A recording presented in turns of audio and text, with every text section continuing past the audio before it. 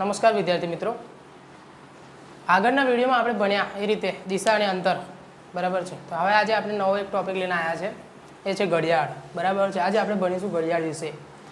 ઘણી બધી પરીક્ષાઓમાં પૂછાતું હોય છે કે ઘડિયાળના ટાઈમને બરાબર છે, એટલે કે અહીંયા 10 કલાક અને 35 મિનિટને 12 કલાક અને 15 મિનિટને અરીસામાં જોતા બરાબર છે કઈ રીતનો ટાઈમ દેખાય બરાબર છે. કારણ કે આ ઘડિયાળ છે અને આપણે અરીસામાં જોઈએ ને તો આખું ઊંધું હોય છે બરાબર છે. જેમ કે આપણે ઘડિયાળમાં ડાબો હાથ ઊંચો કરીએ તો જમણું બતાવે બરાબર, જમણો હાથ અરીસામાં જમણો હાથ ઊંચો કરીએ તો ડાબો બતાવશે. એ જ રીતે અહીંયા ટાઈમને પણ અલગ બતાવે છે, એટલે ધ્યાન રાખો મિત્રો. આજે આપણે પણ એક દાખલો જોઈએ, 10 અને 35, 10 કલાક અને 35 મિનિટે અરીસામાં જોતા બરાબર છે કયો ટાઈમ બતાવશે બરાબર છે. જો આ યાદ રાખજો, અહીંયા 10:35 બરાબર છે.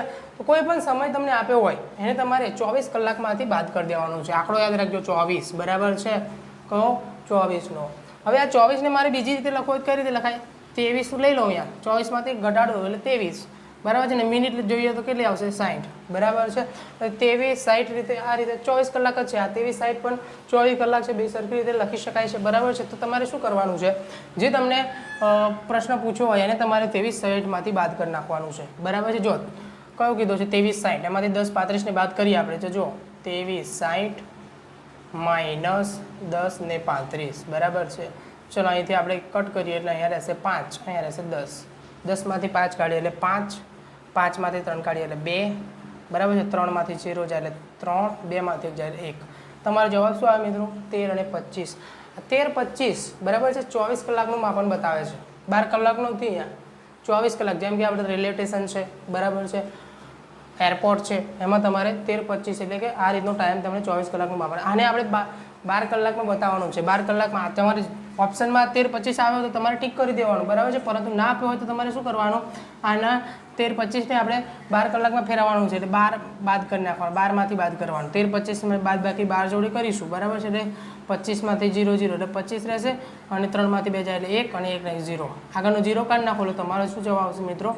1:25 બરાબર છે. એટલે તમે ઘડિયાળનો જે ટાઈમ છે અને આપણે અરીસામાં જોઈએ છે, એટલે કે 10:35ને આપણે અરીસામાં જોશું તો તમારા 1:25 જેવો ટાઈમ તમને બતાવશે. એ જ રીતે આપણે 12:15નું બીજું ઉદાહરણ જોઈએ બરાબર છે. 12:15ને શું કરવાનું મિત્રો? એકદમ સરળ, માત્ર 5 સેકન્ડમાં જવાબ આવે એ રીતે. ધારો કે આપણે 23 60 બરાબર છે, એમાંથી આપણે 12:15ની બાદબાકી કરી નાખવાની.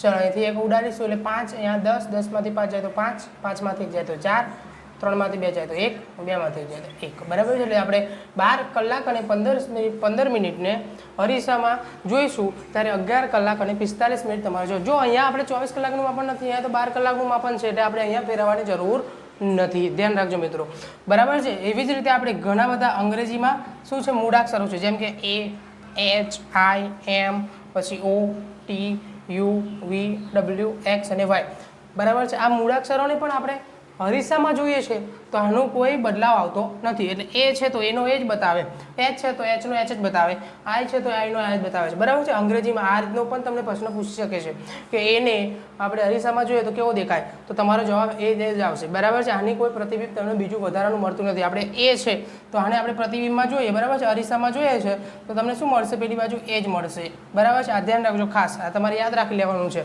બરાબર છે. અને તમારે ઘરે જાતે નોટમાં 2 પ્રેક્ટિસ દાખલા કરવાના છે, 2 છે, 3 અને 20, 3 કલાક 20 મિનિટ અને 8 કલાક 10 મિનિટ બરાબર છે. અને આવા જ વિડીયો જોવા માટે અમારી ચેનલ મેજિકલ મેથ્સને લાઇક કરો, શેર કરો અને સબસ્ક્રાઈબ કરવાનું ભૂલશો નહીં. ધન્યવાદ.